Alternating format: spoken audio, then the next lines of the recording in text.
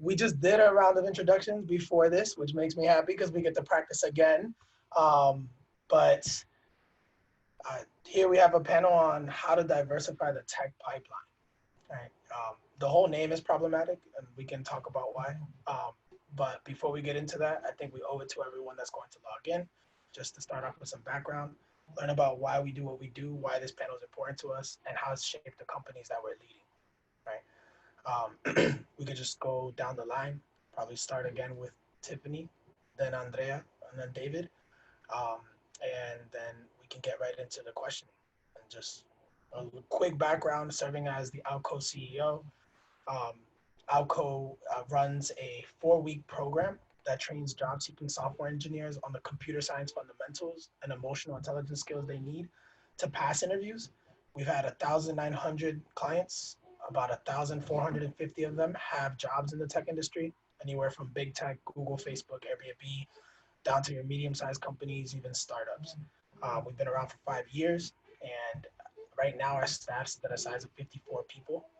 Very proud of the fact that we push this balance agenda as a counter to what we see in the tech industry, which is traditionally white male dominated staff.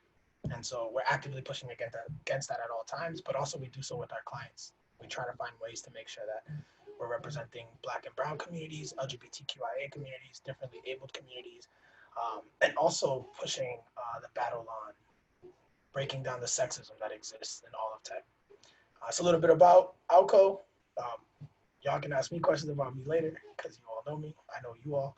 But Tiffany, kick off with some intros. Great. Thank you, Josh. Good evening, everyone. My name is Tiffany Shumate. I am currently the Executive Director at Hack the Hood in Oakland. Hack the Hood is a small social profit that's been around since 2013. So we are in our 7th year in the Bay Area. And historically, we've run introductory technology boot camps and workshops for young people ages 16 to 25. Usually those alumni have gone on to create websites for small business owners. So part of the work that we do as well is partnering with Bay Area small business owners and helping them really increase their digital footprints and utilize data analytics and other sort of digital resources to boost their businesses. In terms of my background, I have been in education tech specifically now going on about 3 years. I started my career in sort of this transition at Black Girls Code as their regional director, and then spent some time at AI for All, which is an organization committed to increasing diversity in artificial intelligence, which is also based here in Oakland. Prior to education tech, I spent time in education as a teacher in college access. I worked in recruiting at the college level. I recruited for a women's college back east, as well as worked with a number of college access organizations like Posse, the Posse Foundation back east, and that's also nationally, as well as organizations like Citizen Schools. Really excited for this conversation. Really excited to talk about what it means to create diverse pathways for folks coming into this space. But I really want to talk about the responsibility of the companies and organizations receiving them as well. Good to be here. Appreciate you, Tiffany. Andrea. Hola, Josh and everybody. My name is Andrea Guendelman, and I'm the co-founder of a company called Wallbreakers, which is basically a training and software company that does skills match. We train and we match skills. We work with technology companies. My background, I'm a lawyer. I mean, I am an immigrant, sort of immigrant, because I was born in the US, but I live all my life in Chile, and I moved here to go to law school. I worked in the non-for-profit world, but I worked most of my early career as a lawyer in the private sector and the public sector. And then I decided to go into entrepreneurship and became a tech entrepreneur in basically 2012. And I had a first company that was a social media platform for Latinos. That's where I met Josh. He was one of my early users. We met on the platform, in fact. And he wanted to go back to Boston. And most of our community at the time was from Boston. That's how I met you. And then that company was transformed, but I created a new company that's Wallbreakers. So I'm an entrepreneur, but also a lawyer. And we help, in this case, we help software engineers, computer science majors work on their skills interviews and pass the interview. And that's kind of the work. Similar to Josh, but maybe more early on. Yeah. David. I'm really pumped to be here. I'm flattered to be a part of this group. I couldn't be more excited. My name is Delmar Senties. I am the executive director and founder of an organization in Boston called Resilient Coders. We are a very competitive, nonprofit, stipended coding bootcamp. What we do is we accept a limited group of folks. Most of them don't have college degrees. 100% of them are people of color, all from low-income backgrounds. Pull them into the program, and then rake them through a borderline sadistic 20-week curriculum. And at the end of that, we connect them with jobs as software engineers here in Boston. My background before that, I was saying earlier that I'm blessed to have grown up. I grew up in a Spanish-speaking home. I'm Latino. I grew up with immigrant parents who happen to be very historically conscious and who taught me early on to question what I was learning, to question the narrative that I was being fed. The first moment when this happened was when I came home and I told my parents I learned about the Mexican-American War. And they were like, what Mexican-American War? The land grab, like at gunpoint, that war? And then from there, I sort of haven't stopped. So the reason we run Resilient Coders is for one very explicit reason. We are very concerned about the economic wellness of our Black and Latinx communities in Eastern Massachusetts. We have devastating inequalities in this region. I was mentioning earlier to this panel that the median household net worth of a Black family in this region is $8, not 8,000, $8. For the Dominicanos, it is $0. The median household net worth of a white family in the same region is $247,500. Now that's a problem. I would say that is a crisis on which we have to be putting our attention. And so that's the one thing that we obsess over, Resilient Coders, and our reason for existence. Listen, one, very grateful for all of you doing the work that you're doing, because as I mentioned earlier when we were getting ready for this session, the work you do systemically directly impacts the people that not only I'm sure that you all related to, your friends, your family, I'm related to, my friends, my family, and people that are listening not only for the sake of learning how to solve the problems within the tech industry that's creating this issue, but probably so they can feel represented. I don't think it's often that many people see tech executives that look like us. I actually just saw somebody post on LinkedIn recently, a man by the name of Brian Zhu, that there's more CEOs in the Fortune 100 named John or Mike, maybe Matt, than there is Black and brown executives in the Fortune 100. And then to back that up a little bit, right, because a good majority of those companies are tech companies, right? I just saw a stat recently that said there was 4.6 million job postings for tech roles in the United States. And if you compare that to the fact that Google has 5.6% Latino employees and 3.7% Black employees, you start to see how real this conversation is beyond us trying to feel good, right? There's direct impact to every community's health and wellness, especially when there's that disparity in place. So the conversation is not a light one. It's a very important one. I think a lot of people around the world are starting to wake up to it, given the protesting that we've experienced. But I feel like we're late. We've been late for how many years? 300, 400? I don't know. But I might be new to this conversation. So I'm hoping that I can learn from you all, your perspective, your views as to why you're doing this work, especially considering some people would say it's not as lucrative as just go building a software company and making millions of dollars and running away. What is it that keeps you grounded and wanting to solve this specific problem? whatever that means to you.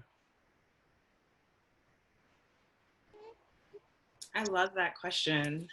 For me, this happens because I am a Black woman. I'm from Newark, New Jersey. I am from a community that was sort of left out of this.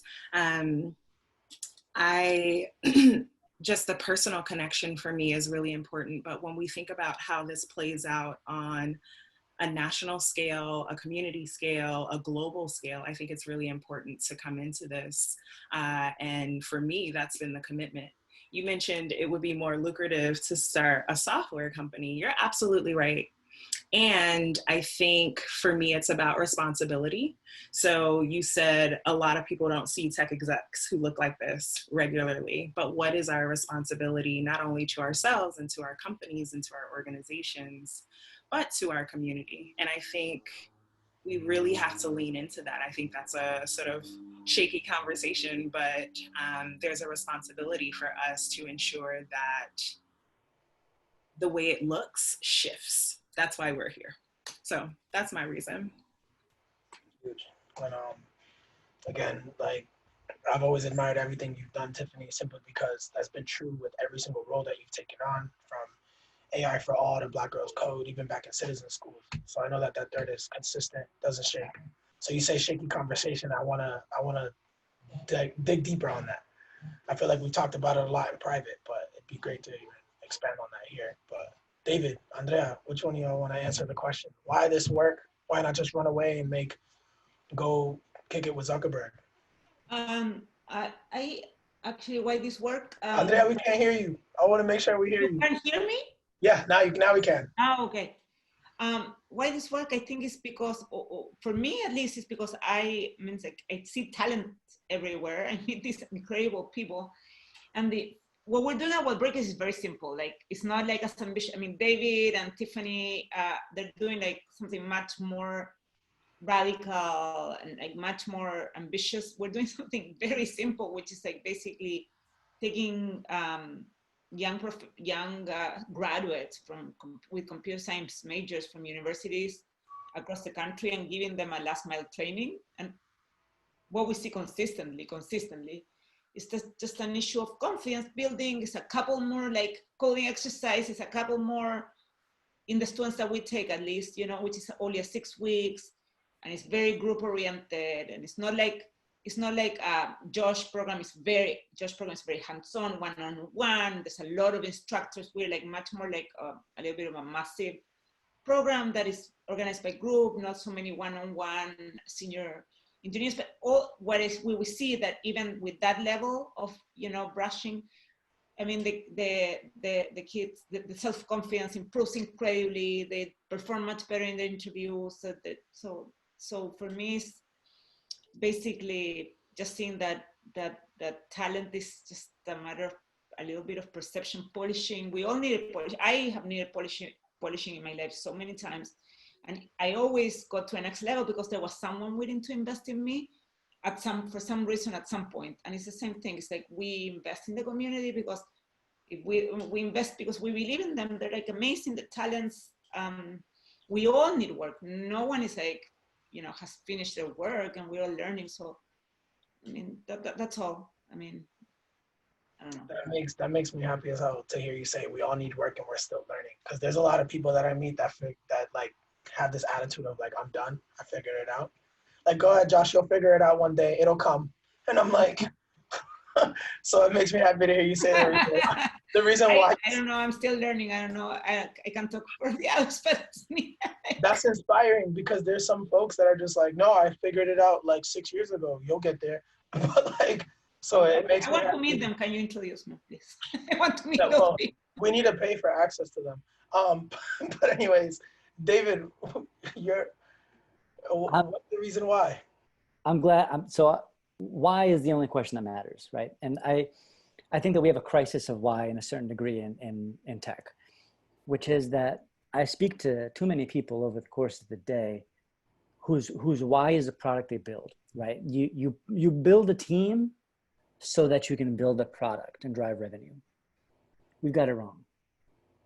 We got to build a product so that we have the opportunity the privilege to surround ourselves with good people, right? Because I believe that what you build, what you code matters a lot less than who you build it with. I think the impact of the code that we write is less than the impact of who we write it with, who it is that we choose to bring with us down that journey, who it is that we choose to bring on with us down this pathway to prosperity, and who we choose not to bring with us down this pathway to prosperity. And so if I had a magic wand, I would start with this question of why, and I would revert the issue of why that we see in tech. You'd also make me cry with that magic wand. Thank you, because that's exactly it. But I wanted to back up and get it. It's perfect time to segue to the next question. I know I mentioned statistics around Black and brown representation in the tech industry and just in the U.S. labor market in general. And, you know, I'm kind of doing one of these to myself because the conversation is around diversifying tech, which, again, I mentioned problematic for me, that word diversity, because it gives a lot of people this like feeling in the tech industry of being ostracized without even opening like your mouth, right? And so a lot of times at Outco in specific, we train on using the word balance over diversity. But one thing to mention in that is it's beyond Black and brown representation, although that's a very important part of the conversation. There's LGBTQIA, there's the gender imbalance. So we're talking specifically about the sexism that runs rampant in tech, and also ableism, which is, I think, part of the conversation that a lot of people forget to consider, myself included. For sure, there's times I take for granted that I can walk and talk and have hands and do whatever I please physically, with balance. But to me, I guess the question is, what does diversity mean to you in the tech industry? How do you perceive it to be something that needs to be fixed? Before we dive into solutions, just give me some context. What are we saying when we talk about diversifying the tech pipeline? I'll jump in on my big fat opinion real quick. Yeah, please. Don't make me cry. Go ahead. I believe that diversity is a vehicle towards equity, right? And so if we don't have the ultimate goal of recalibrating power dynamics, what are we doing, right? I believe that diversity without an eye on the recalibration of power is called marketing. Wait, I don't know if I can swear on this, but yes. Yes. And I think that's a big fear for all of us in the world today, right? When we talk about the protesting that happened due to the death of George Floyd, but like also beyond that, just the systemic oppression that exists in the United States.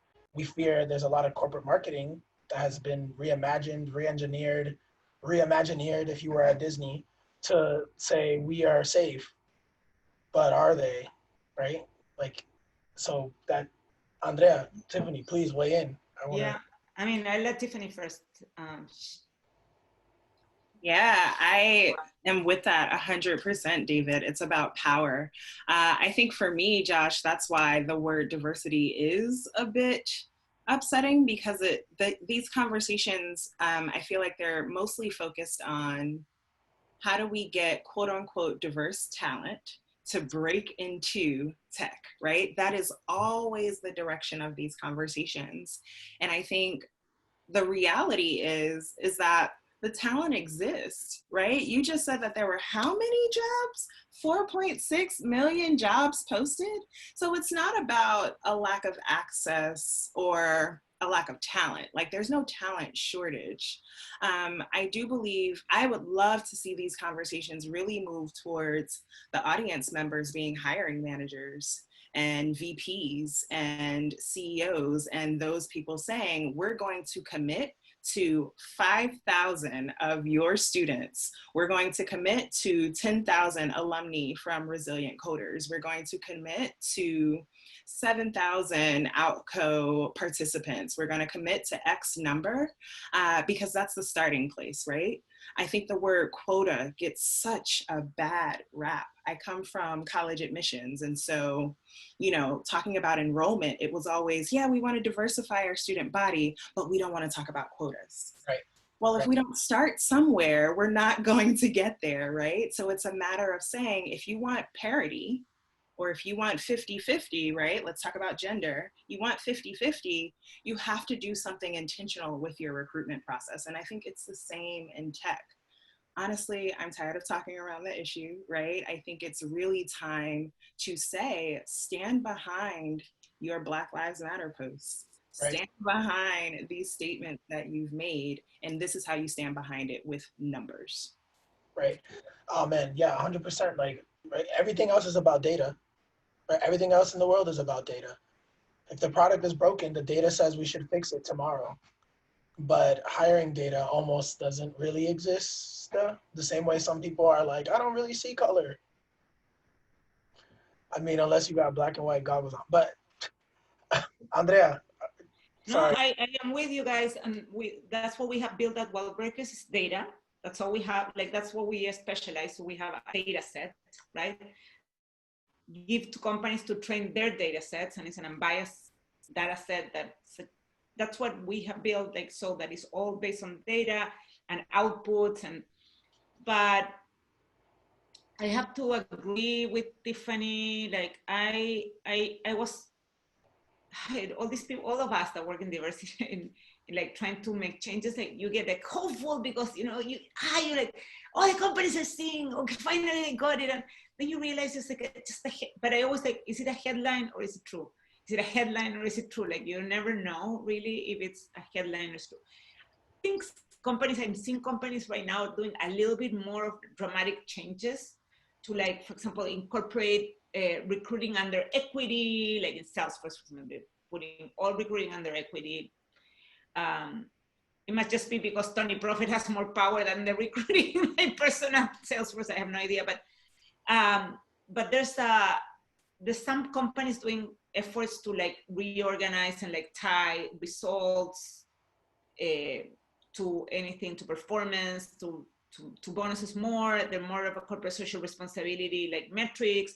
Maybe ESG will have to have those things, like ESG investments. But as long as these are not part of like a board, part of like a board requirement, like for a company, and that has to be on the financials at the end of the year, I don't see why would they just do it. So it has to be legal, which is not, like, there's no requirement, the regulation about it. In fact, the Supreme Court is getting away with affirmative action. So if anything, there's nothing for affirmative action. In the near future, it's going to be worse for affirmative action. So, right, so there's no affirmative action. That will be like, so at the corporate level, the only thing will be like incentive structures in the financials of the company to make it part of the, of the financials at the end that are presented to a board. I don't know. Holding people accountable financially. Right. Really makes people want to change behavior. I just don't know otherwise how would that work. If not, there's no real reason for any company to do anything at the end of the day. I want to throw out there, I want to lob an idea. I'm a big believer in organizing.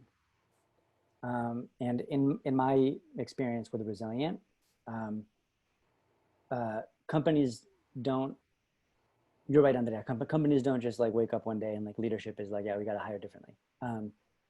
But what we have experienced is empowered employees who find each other and approach their leadership together and say, this matters to me deeply. And so we expect you to produce KPIs, key performance indicators, around the way that we hire. I have, to a certain degree, I've lost my faith in almost every tier of government right now. I have lost my faith in corporatism and sort of corporate leaders just waking up one day thinking differently.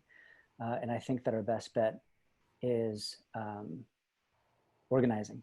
Engineers who demand change. I spoke to somebody this week who said that his colleagues organized and created a petition and essentially held their leadership accountable to changing the way they hire. I think there's potential in that model personally. Sorry, Josh, your point on losing faith. I never got to find my faith in corporate or government. So I appreciate you mentioning that. So there's someone in the chat right now, Mike Annister, that wrote something that 100% relates to this conversation, that brings up this point around referrals. Because David, you're mentioning organizing and a friend finding a friend, right? So I don't know if in your experience, Tiffany, Andrea, David, you've come across this, but like I for sure have been accused of nepotism many times, right? Like, Josh, you only bring your friends in or your family. And you know, that hurts, right? Especially when you want to do good work and be recognized for doing good work. But then, you know, I'm kind of challenged because as a recruiter, I've been trained in the power of a referral network. And 76% of all hiring happens through a referral network, right? This is hard data, hard stats. So it's funny because when someone accuses me of nepotism, I'm like, what do you mean? There's like nepotism at scale when you think about tech, right? The first white dude that refers another white dude, then we have all white dudes that work in tech. 76% of them came by way of family members. How do we defend ourselves if we're outside of the industry from that accusation when what we're trying to do is get the people that we connect with in our communities to be part of this? I mean, I imagine that you all experience this in your organizations as well. I would like to answer that question first because I actually had this question from someone this week, where I was trying to explain to them Wallbreakers and the companies and how they do the hiring, and so they do the hiring by referrals. And he said, so referrals are bad for diversity. So he said, and I was like, actually, no, I don't think so. Because what we do is that we expand the network and we just refer from more places and more people, but it's still referral, it's still a referral system, right? So I think the referral in itself, the system of the method of referring is a good system.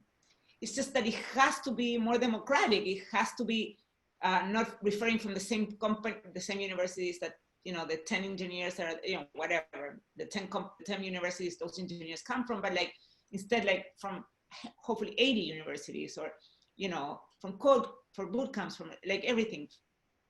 So referrals in itself is not bad. It's just, as everything is how you apply it, how you execute it, not how people get hired. Yeah, it's how people get hired. I hear you, because the people referring typically come from the same homogenous group.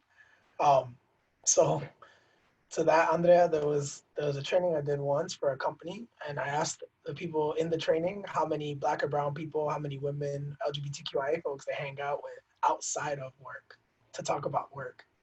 And no one could raise their hand because, of course, they're hanging out with more people like them, talking about business, creating opportunities for business with more people like them. But I guess it's how do we reframe it? Tiffany, I know you're really good at reframing. How do we equip each other with language so that we don't get stymied by that? I have a lot of people that are just like stop dead in their tracks when they go to refer. The truth of the matter is that the tech companies have problems accessing good talent, and good talent that looks like us, full stop, right? I think it's both and. It's an internal sort of ability to do it and a desire, right? Like, let's be real. And then on the sort of outside of those walls, it is how do we get referred in? Josh, you know this, like the reason I am in tech, the reason I'm in this role is because of referral, right? I think it's because of relationships that we've built, because of, like when you refer someone, you see potential in them, right? Like you see something that someone else may not see. And I think that's the heart of it, right? I think if we can go back to the financial piece of that, like imagine the quote unquote revenue that you're now bringing in because of those referrals. I also really don't like talking about people in terms of money. I think though that this conversation, when we're talking about diversity and technology, unfortunately that's where we are. But at the end of the day, I think it's really important that the heart of the matter with referrals is that the tech companies are having problems really accessing this talent. There are those of us who are already in the space. And again, going back to our responsibility, I do think it makes sense for us to really refer the folks we know for the roles that are open and available. I hear you on referring to people in terms of money, right? Like we get into this creepy territory where we assume this HR role for our entire lives. We think of people in terms of resources, and then we're like, time is money, so everybody is a thing, versus a person that we can extend grace and empathy to. I think that brings me to David, right? I would love to hear your thoughts on this idea of referrals and how to combat this narrative around nepotism. But I don't want to let go, Tiffany, what you mentioned, because I think it talks about health in this conversation. But go ahead, David, sorry. I mean, I just want to upvote the three of you. I don't have anything productive to add. I think you all nailed it. Dude, well, what do you think about health in this conversation? What's the role that it plays? Right, we're talking about diversifying the tech pipeline, not looking at each other in terms of dollars, but having to. Health? Sorry, what do you mean by health? Meaning not dehumanizing each other in the process, right? Because the tech industry is known for that. A light question for the day. We could get to jokes after this. Wait, can we? Yeah, I'm like, this is like a tough one. Oh my God, like I need to go like meditate around. Like, can you give me half an hour to answer? Well, I'm glad that we're I'm glad we're struggling with these because these are questions that I guarantee a lot of people in the chat. I will let David or Tiffany answer first. Exactly. David. David. Well, I will be really honest. I am wondering about folks' health, especially in the past couple of weeks with everything that's happening in the world. Well, the past couple of months with COVID, and then the past couple of weeks with the uprisings. I think it's really important for folks who are job seeking right now to really make decisions about your dream companies, right? So if Facebook was your dream company, is that really a company you're trying to work with right now? Are you really on that Zuckerberg bandwagon? It's cool if you are, but really thinking about what that may do to health. I'm glad you brought that up. I don't often have these conversations at the intersection of health. I'll speak for myself. Coming into this role, being a new ED, right, leading an organization that's committed to this work, this equity work, it has been exhausting. It's been heavy.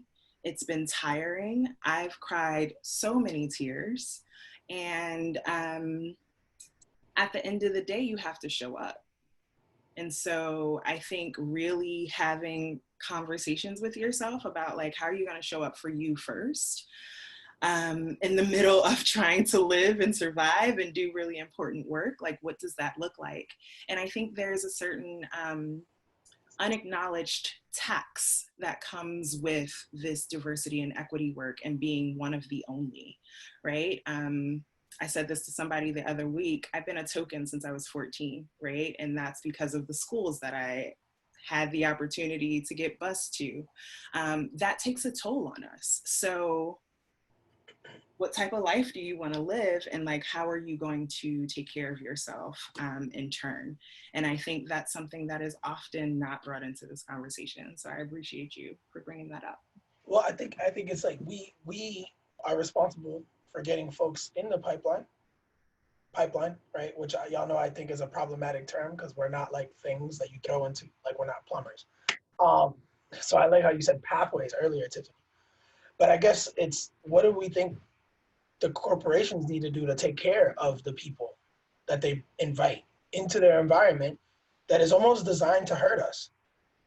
How do companies keep Black and brown employees? How do companies keep the LGBTQIA community committed to the work they're doing? Women that are often one of 10 people in the room, right? And then even, again, back to the conversation on differently abled folks. What do companies need to consider about us that they're not right now to keep us around? I think these are some of the questions for which diversity matters in the first place. It's kind of I guess in some sense, kind of a chicken and egg situation in that regard. I've heard this issue described as a snowball. Like you're rolling a snowball down a hill, right? And so if you are hiring the same homogenous group of people over and over again, you are rolling that snowball down a hill. And if you want to stop and you want to go in the other direction, you have very hard work ahead of you. You have to roll it back up the hill and down the other way, right? And so I talk to a lot of people who say, well, we don't really have time. They find a polite way to tell me that they don't have time to think about diversity right now, because they're in startup mode, as though those things were like mutually exclusive.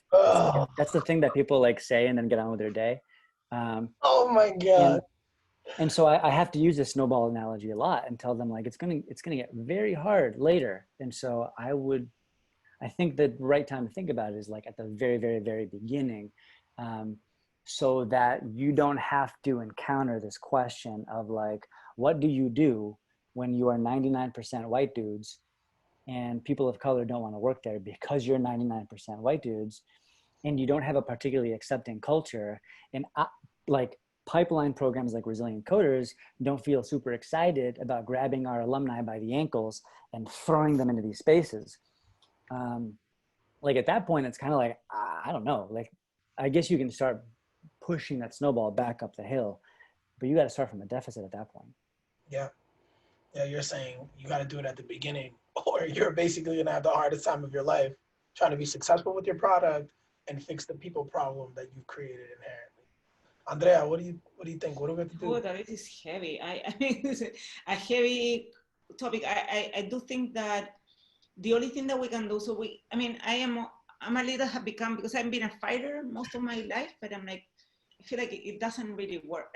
I'm not in that mode anymore. Like, I think others are doing it, and I'm not now in the time of my life. I'm not a fighter. Like, I already changed my role, and my role now is more like changing myself and sort of like working with others to change themselves. So the only thing that I think we can do is change ourselves and be super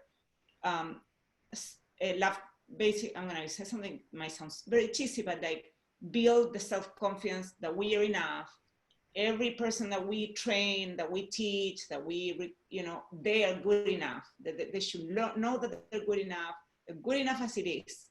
That they're an add-on to any company they go to.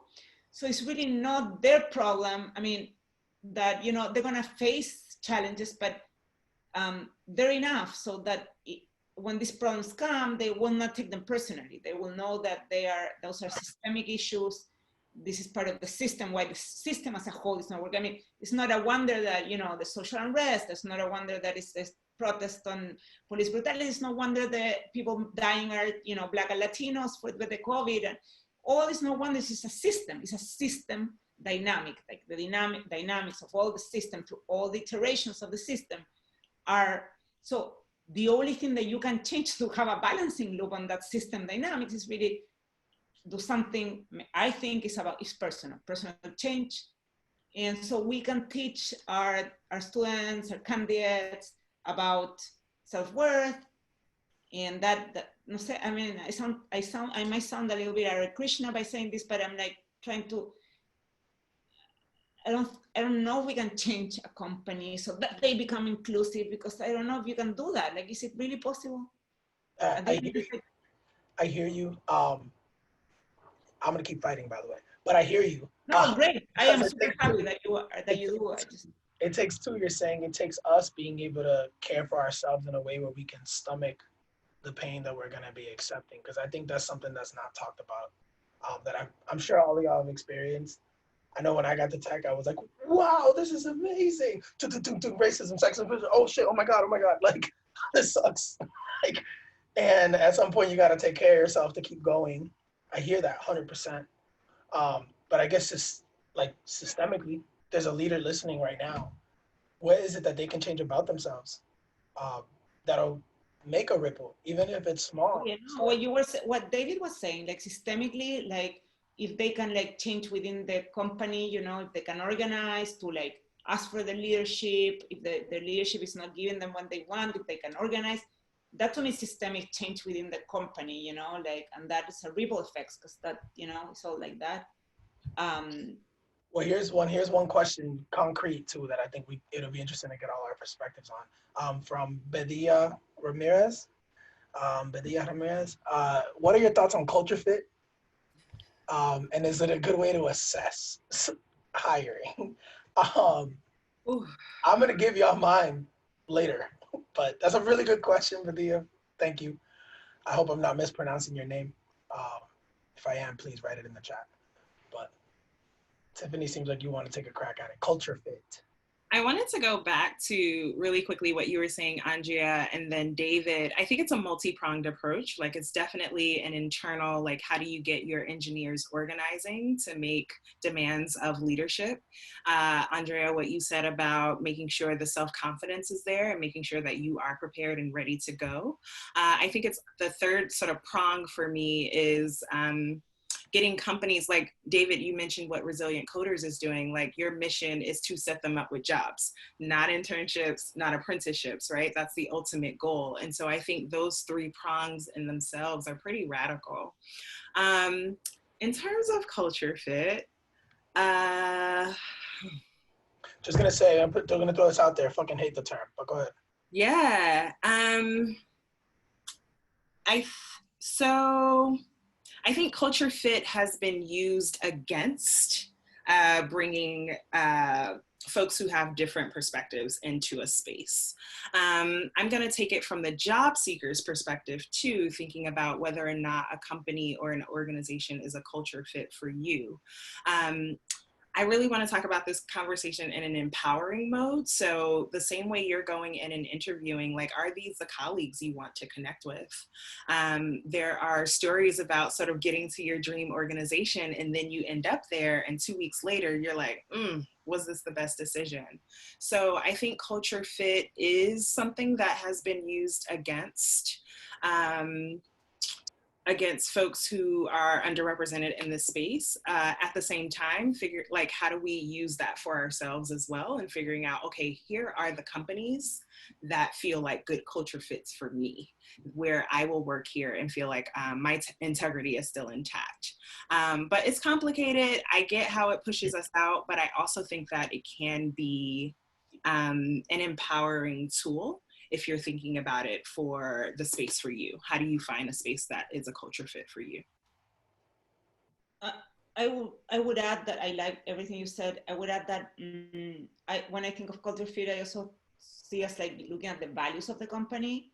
So like, if you can, and I'm gonna be super like transactional here, for recruiting purposes and for like getting your foot on the door. So I do think culture fit is a thing, and it's a thing that do you align with the company, do you align with you might not, and your life will be held. But there's something about getting your foot in the door and the first job, and I would pretty much get to like, as a law, for example, in a law firm, I was interviewing for law firms, and I was like, I wanted to get into one of the top 10, and whoever made me an offer, I was gonna go in. Like, I don't care what culture fit I had, I didn't have, I don't care. Like, I'm gonna get my foot in the door. So, okay, so let's assume that like this is after you get your foot in the door. It's important to get it.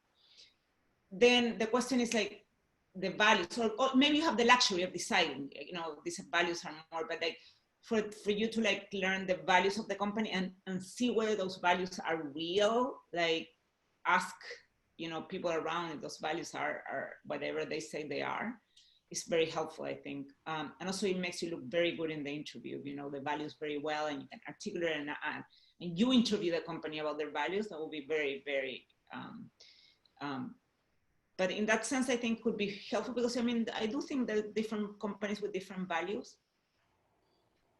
and you might fit better with one, but it's true, your first job, you just want to get the first good job. I mean, let's be realistic. I mean, and then moving forward, you want to understand the value of the organization. I mean, I just want to be, I mean, it's probably like. I hear you. To me, I think culture fit is something that blinds us from the fact that we're talking about work, and this is supposed to be performance-based.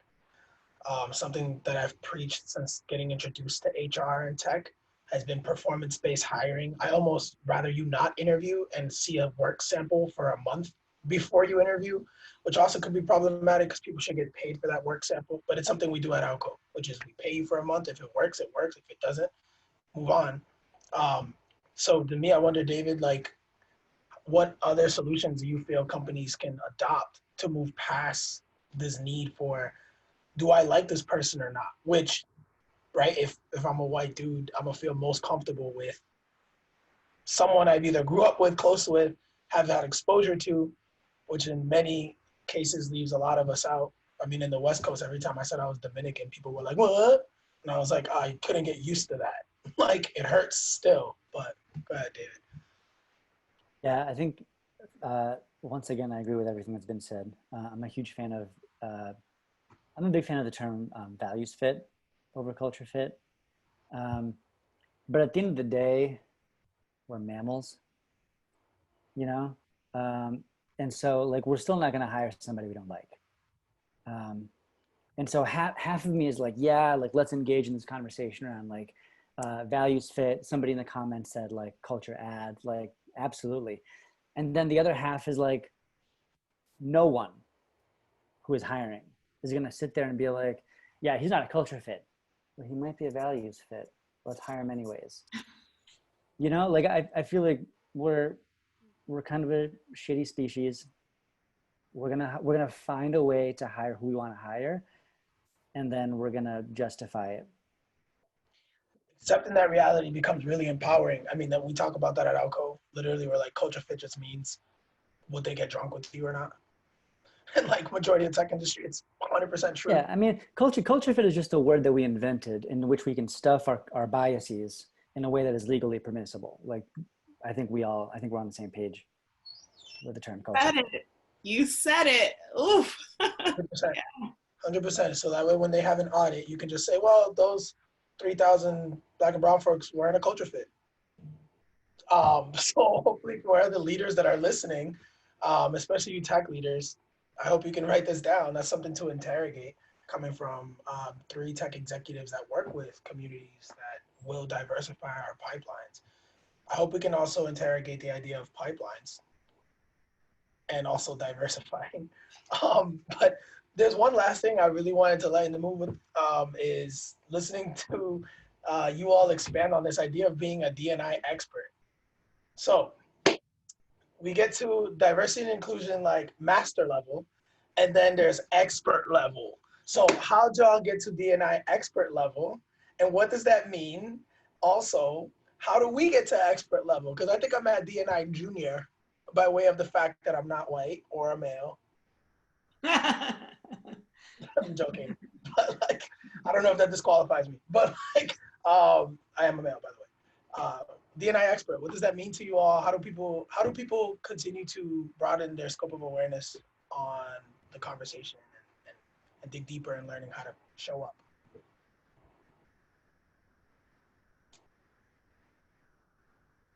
So first of all, I am absolutely not an expert on D&I, DE&I, DI and B. I'm not at all. I'm a huge believer in equity. And again, I think my lens is diversity as a vehicle towards equity. Let's make the word diversity itself obsolete in 10 years, right? Like, because everybody has an not equal, but equitable access to the prosperity that we've been able to build in our cities. So that's kind of my lens. And I think if there's one thing that can be done out there is just approach this, especially for white allies, like approach this work with the assumption that you've made, like with the expectation that you've made some assumptions and that many of them are wrong. And that it's important to start by listening before imparting wisdom, I think.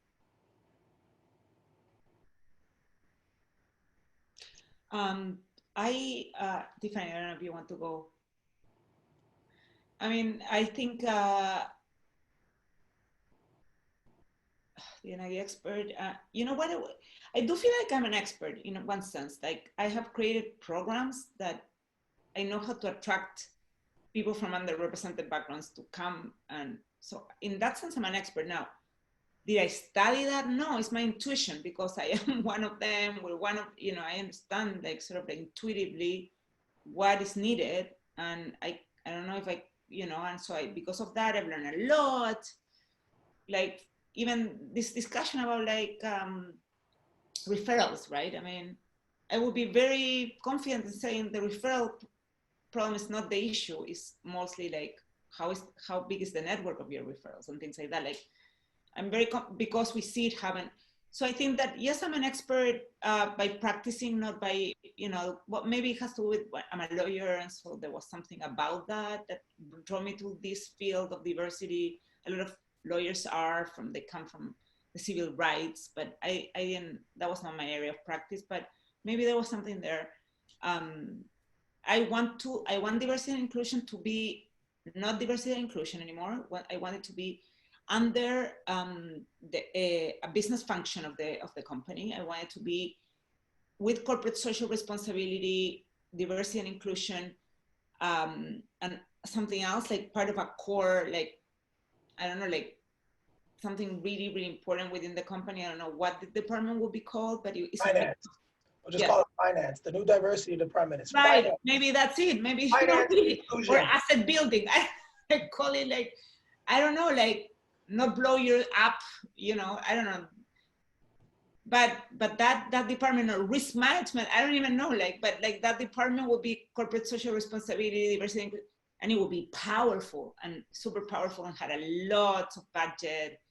And one important thing it will have is that all these people in companies that are like in charge of partnerships, where those are the best people and doing community stuff, then they have no budget. And so they cannot execute in any of the partnerships that they come and bring to a company, because they have to convince one by one. And it's like almost like they don't have any power. I will give tons of budget to partnership that they can handle and execute on themselves. So those are my ideas on diversity and inclusion. But yeah, it needs to change. The whole field needs a re-change immediately. Tiffany? I agree with you, Andrea, and also David. I am both not an expert and an expert.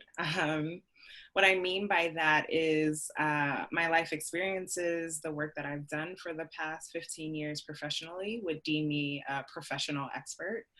I'm sure there are people on this call right now who are also DEI experts, right? And I think it's important to really figure out what your lane is and then really occupy that. So get good at that.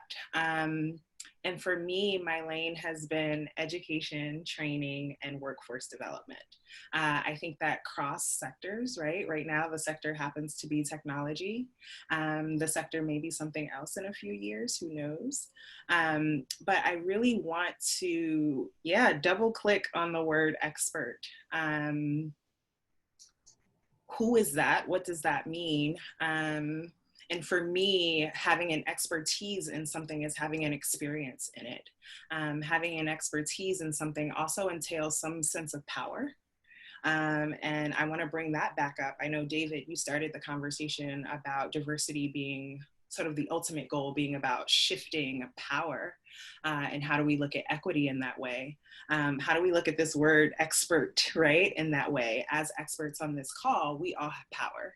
We all have privilege. And because of that, what is our responsibility moving forward? So yeah, I'll claim the term, and I'm also not going to claim the term. I have no attachment to it. But I think in reality, we have to figure out what we are all experts at and really figure out how to move that forward for our careers. Well said. Relate to all of that. I'm far from an D&I expert. I actually have no formal training in diversity and inclusion. I do recruiting. I do learning and development. I just happen to be a culturally ambiguous brown dude that people can't understand that is Dominican. But I'm happy to have learned from the three of you in this convo, and it excites me that y'all are doing the work, we like to say, in the community every single day. Resilient Coders is making a huge impact in Massachusetts in terms of being able to create access to technology for folks that probably will never see the software that dominates the majority of their life. Andrea, the work that you've been doing with Be Visible Latina, not to Wallbreakers, being able to connect people that are right at the finish line and get them over is exciting, because that's probably the number one place where folks are knocked off, especially when you talk about tech, given the fact that Black and brown women are the most educated people in the United States, if not the world. And Tiffany Hack the Hood, right, doing two things at once, which is serving the community, but also getting people prepared for solving real world problems. And by people, we mean the folks that are actively excluded from opportunities in the tech industry. So I feel really lucky to just be able to ask you all questions. Thank you for holding the space for my questions. I know they're very heavy. Not really. Like, y'all are in this space all day. I think for other people it could be. There's plenty of people to mention that should be here in this room and can contribute to this conversation, which, Andrea, to your point, we're all learning from every single day. Folks that I think of immediately is people like Minda Harts with her book, The Memo. You have folks like Rachel Williams leading the Moonshot Factory in a D&I capacity. We have Angela Kyoto Williams, who wrote the book Being Black, but also recently Radical Dharma, that has touched a lot of people's lives in terms of being able to understand the inherent isms that exist for us and then create problems like the tech industry. I know y'all know some more people if you want to name them for the chat or the Q&A. We got Lily Gangas, right? Aubrey Blanche, Jabu Dayton, a big fearless leader in the tech industry. Anybody that you all want to mention? No? Names? She listed our people. You're listing our people. Aris Athena says Jaisha in the chat. That's she's an alumna of ours, actually. Yeah, who built the Black Tech pipeline. Yeah, So yeah. about the pipeline problem, there's someone that built a specific solution. Hers is awesome. Before I get fired from my job. So people that are listening, if you want to learn more about Outco, join us for an info session. If you're interested, the poll just popped up. We have 3 options: Monday, 7 p.m., Tuesday, 5 p.m., Wednesday, 9:30 p.m. And these info sessions walk through the whole of the program, understanding that we're a 4-week program and accelerator to getting jobs as a software engineer. Tiffany, what did you mention? I have 2 people that I put down. These 2 women are just stars in the artificial intelligence and data science space, but Timnit Jerbu and Joy Bualimwi. They both are Black women who have done AI research. And also just recently, IBM decided not to do or utilize facial recognition software. And it is based on the research that 2 Black women started. And from this report that they I want to meet them. 2017 and 2018. So their names are there. Definitely check them out. Thank you. Anyone else? I want to give you a shout out, Josh and Christina and Rich and the Outco team, because I do something similar but different, okay? And I want to tell the people listening that having a training program with one-on-one sessions, with one-on-one instruction is an incredible investment. And it's something that will pay off 100 times its investment because basically it is kind of the most important predictor of passing an interview and getting to a next level. So I do believe, and I know the people behind Outco, and so obviously Josh, but I mean, it's very rigorous and it's very, so I think that service is something very, very needed. So from my perspective, we do something similar, but more massive. This is very like, hands-on, one-on-one, and I think if I was on the job market, I would definitely invest. I would, because I've seen it, like how it makes. I would try to get into Wallbreakers too, but but those are they're different. Like I would do both. I'm not kidding you. Like if it was entry level, I would try to get into Wallbreakers, and if I don't get a job immediately after that, I would get into no, I'm not. And if I'm a little bit more mid-level or anything, I would try to get into Outco like ASAP. But yeah, that I think that's my opinion. So I think there's something to be said for all of us being able to connect these efforts. And I'm glad that we're getting there, because it starts at kindergarten, right? Systemic oppression is present the moment that we're born. Even being born seems to be like something that is a challenge with the current state of affairs. Well, I appreciate y'all and your time. I'm going to follow up with all of you individually. David, I'm glad that we finally get to meet. Andrea, I'm happy I'm here. It's been too long. Tiffany, I promise you next time we plan to connect, I will be able to show up. And I appreciate it. Why are you so public? Why are you so public? I'd keep it 1,000. I mean, I'm in my bedroom with this, right? Like it's COVID. You can see the posters on my wall and the books I'm reading. But I think it's one last thing. Is there anything that you all want to leave people with it for educational material to continue? You're enough. You're enough. You're enough. Everybody's enough. I'm enough. Everybody's enough. That will be my. You are enough. You are all more than enough, says Karen in the chat. All right, y'all. Well, appreciate you. I'm going to do one last plug on the info session. Make sure people sign up, and thank you all for the time. Thank you. Thank you, everybody.